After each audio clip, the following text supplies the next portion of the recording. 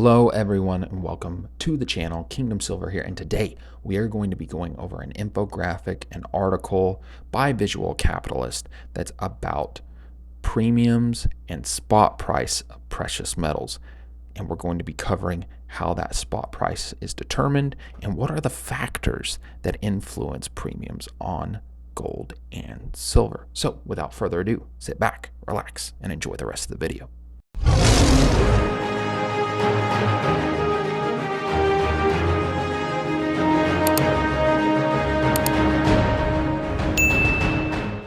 Thank you all so much for checking out this video and the channel. Before we get into the video further, while I am a licensed CPA, I am not a personal financial advisor. Please do not take this random guy on the internet's information as the gospel. Please do your own research, consult a personal financial advisor, and make the decision that's best for you and your family. You're going to be really glad that you did. So, with that, we're getting into the video.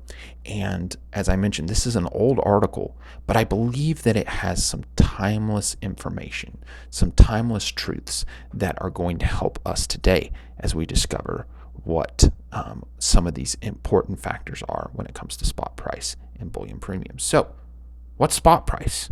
Well, spot price is simply the current price per ounce is exchanged on global commodity markets. And well, you may say, well, I'm looking at several bullion shops. I'm looking at, let's say, SD Bullion and APMEX, Monument Metals, Buy Gold and Silver Online, and they're all showing me different spot prices.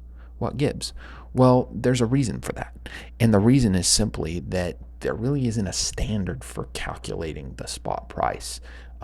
The way that spot price is determined is through futures contracts, and everybody takes that a little bit differently, because a futures contract is, hey, what is this metal worth in the future? However, that time value of money, because you don't want, your gold and silver eagles, 3 months from now, you want them now.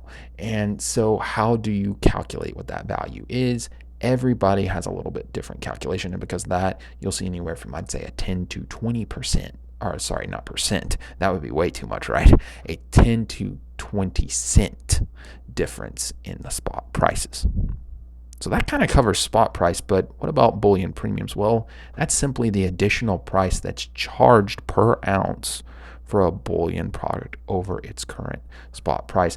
And what we're going to be doing is breaking down and kind of at a high level covering some of these 5 key factors that are mentioned here, which are the current bullion market supply and demand factors, the volume of bullion that's being offered or bid upon, bullion seller objectives, the type of bullion products that are being sold, local, national, and global economic conditions. And again, this is a very detailed article. We're just going to be covering the high notes here, and I encourage you, as I'm going to have this link in the description below, definitely check it out. Do some more research if you're interested. First thing we're going to do, we're going to cover bullion supply and demand, and this is really just the total supply and demand that are out there. And there's a lot of fluctuations that can come into this. You can have in the summer, typically it's not as busy, and I've seen this looking into this market for the last 2 years or so, really from around the start of the Great Sickness, we'll just say, that typically in the summer, it's calmer price patterns. Bullion supply tends to increase in those times, and often you will see the spot price of the bullion and precious metals go down. Conversely, in the winter months, silver and gold prices tend to have more volatility. Now, having said that, right now, currently, premiums are really, really low, so bucking a little bit of that trend. And bullion dealers have businesses, and they're actively trying to balance inventory.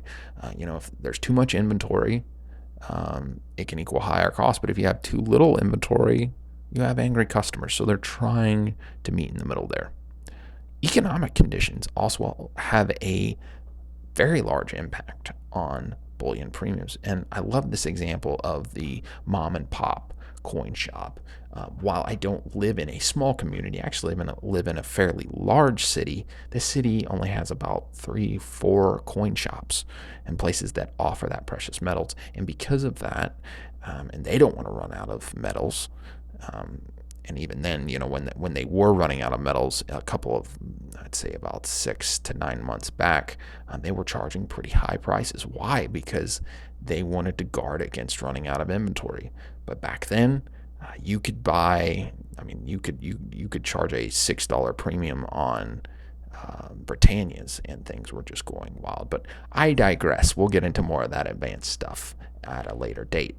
I also like this discussion of global events. Anytime that there's economic uncertainty, for example, when the banks in last March had all of those crises, when they had all of those, the run on the banks, premiums went through the roof because people use gold and silver in times of economic uncertainty. So as all those banks were crashing, people were like, hey, I got to get into precious metals. Volumes being sold. This has an impact as well. And the reason being that sellers incur costs on each transaction.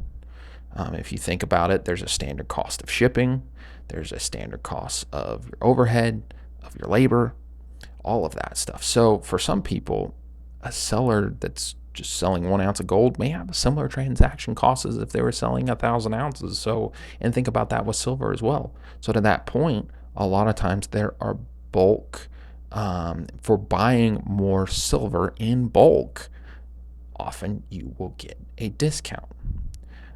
There's a lot of different forms of bullion for sale. There's coins, rounds, bars, and each one of these have different premiums. Now, in future videos, we're going to break down what is a coin, what is a round, 10-ounce bars, 100-ounce bars. I find it interesting here that in their rounds picture, they have a Canadian maple leaf. I'm going to spoil it right now for you guys and gals. That is not a round, that is a coin. But again, look out in the future. There will be some videos coming soon about what these are. Obviously, the bullion seller's objective is they want to get the most money out of their bullion. That doesn't make them crooks. They just have a business and they want to make money. However, they can only charge so much in prices. They can only charge what what buyers are willing to purchase. And then, spot versus premium. I think this is a good thing to factor here. And again, this is pretty old, but I do think that it gives kind of a base overall estimate of what you should expect when it comes to premiums. As you can see with the American Silver Eagle, the Canadian Maple Leaf, those premiums are higher than what you would see on a round Sunshine Mint Silver Bar, which we'll cover later in the channel, and also the Ashai 100-ounce silver bars. And the same thing is true with the gold and silver coins versus bars below. Again, the percentages may be different nowadays, but I would say roughly that holds true. In general, you will see silver rounds typically be cheaper than you will see silver coins. So with that, that is the end of the video today. Thank you so much for watching. I hope that this gave you a base level of knowing, hey, what is the spot price? What are bullion premiums? How are they calculated? And what are the factors there? I hope that this has been instructive. And again, I'm going to put this link in the description below. So with that, be blessed and be a blessing to others. We'll see you later.